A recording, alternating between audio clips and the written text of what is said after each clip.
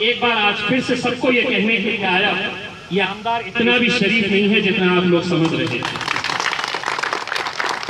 ये सभी के लिए, अगर ये समझ रहे हैं कि मैं हूं और मेरे आगे कोई नहीं, तो यही वो आमदार की ताकत है अल्हम्दुलिल्लाह, जो इस शहर के कमिश्नर को हटाने की ताकत रखता है।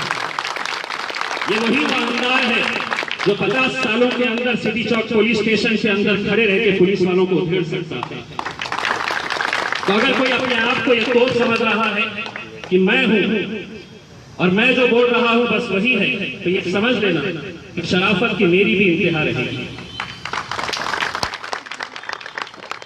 हम चाहते हैं कि जिस इत्तेहाद की बुनियाद के ऊपर मजलिस यहाँ पर कामयाब हुई, उसी इत्तेहाद की बुनियाद के ऊपर हम मजलिस को आगे ले जाना चाह सकते हैं।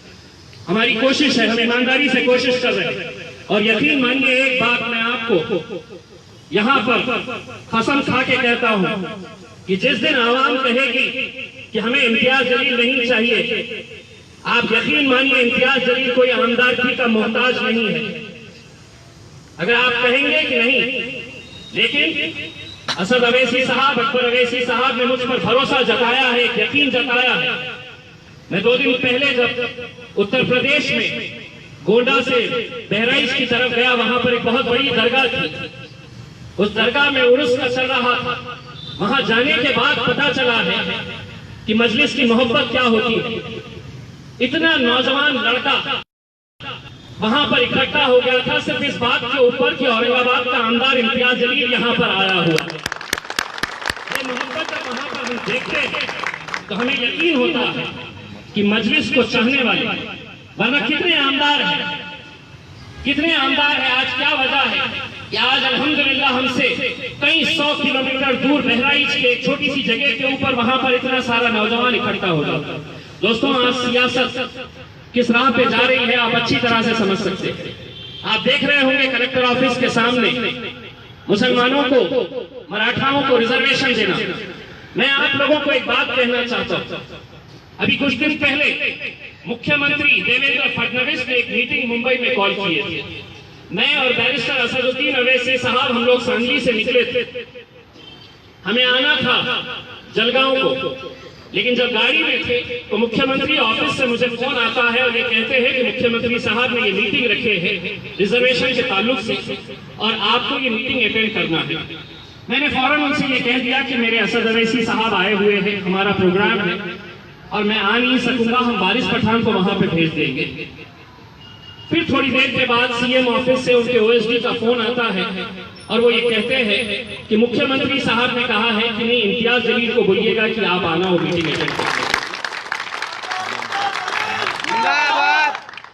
तो मैं वो मीटिंग में गया।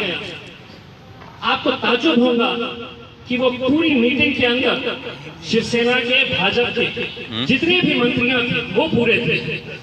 कांग्रेस और राष्ट्रवादी कांग्रेस के जितने भी वरिष्ठ नेता, चाहे वो विखे पाटिल हो, अजीत पवार साहब हो, जयंत पाटिल हो और 4-5 उनके वरिष्ठ नेता, धनंजय मुंडे, ये सभी लोग वहां पर थे और हर एक को बोलने का मौका दिया। मुझे ये बताते हुए बड़ा अफसोस हो रहा है कि उनमें से एक भी लीडर, हम तो भूल जाइए कि हमें शिवसेना या भाजपा की तरफ से हमारे बारे में किसी ने बोला होगा, लेकिन जितने कांग्रेस के और राष्ट्रवादी कांग्रेस के नेता थे, हर एक ने अगर कोई मुद्दा उठाया वहां पर तो सिर्फ मराठा रिजर्वेशन के बारे में मुद्दा उठाया। और जब मेरे बात बोलने की बात आई तो हर एक मेरी सूरत देख रहा था कि अब मैं क्या बोलूंगा। मैंने कहा, साहब ये वोट मांगने के लिए आते हैं तो तब मुसलमान बड़े नजर आते हैं, आपको जरा सा भी ये नहीं हुआ कि मराठाओं के साथ मुसलमानों के बारे में भी बात करना। तो मुझे एनसीपी के लीडर ने कहा कि नहीं, इम्तियाज भाई की मीटिंग सिर्फ मराठाओं की है। तो मैंने उस भरी मीटिंग के अंदर आप लोगों की ताकत की बुनियाद के ऊपर कहा, नहीं, इस मीटिंग के अंदर मराठाओं के साथ मुसलमानों की भी बात है। और जब मामला थोड़ा सा गरमाया तो मुख्यमंत्री साहब ने बोले, आमदार जलील भाई, हम मुसलमानों के बारे में भी बात करेंगे। तो ये मुझे कहना है कि आज इतने दिनों से कलेक्टर ऑफिस के सामने चक्री उपोषण के ऊपर बैठे हैं। चक्री उपोषण हो रहा है कि मराठाओं के रिजर्वेशन के ताल्लुक से मुसलमानों का रिजर्वेशन का नाम तो सिर्फ डाला गया है। आज मैं ओपन चैलेंज करता हूं ये चक्री पर उपोषण बैठे वाले नेताओं से, हमने विधानसभा के अंदर क्या बोला ये तो यूट्यूब के ऊपर मौजूद है। तुमने एक बार भी कभी मुसलमानों के बारे में वहां पर कहा है क्या? एक भाषण दिखा दो। यानी कि अंदर कुछ और सड़क के ऊपर आकर कुछ और। सियासत ठीक है अपनी जगह के ऊपर, लेकिन कौन बात करेगा मुसलमानों के बारे में? आज का हमें जरूरत नहीं है। आज अगर आप लोग एक अलग चेहरा विधानसभा के अंदर करते हैं, अधिवेशन के दौरान आप कोई बात नहीं करते हैं और चक्री उपोषण के बैनर के ऊपर डाल देते हैं मराठा और मुसलमान, हमसे ये पूछा जा रहा है कि अब आप लोग क्या करेंगे? हम कहा हम खामोश बैठे। हम खामोश इसलिए बैठेंगे कि अब हम ये देखना चाहेंगे कि पिछले 70 सालों से हमारी खैरात के ऊपर चुनकर आने वाले अब हमारे बारे में बोलते हैं या नहीं बोलते, क्योंकि इन्हें भी दोबारा चुनाव के अंदर जाना है इसी आवाम के बीच में। मजलिस तो हर जगह नहीं जाती, लेकिन मैंने उस दिन कहा कि अगर आप अंदर नहीं कहेंगे तो आपके इलेक्शन के टाइम के ऊपर प्रचार करने के लिए मैं आऊंगा, चाहे हमारी सीट हो या ना हो, लेकिन हम आकर वहां की आवाम को बताएंगे कि तुम्हारा चेहरा क्या है।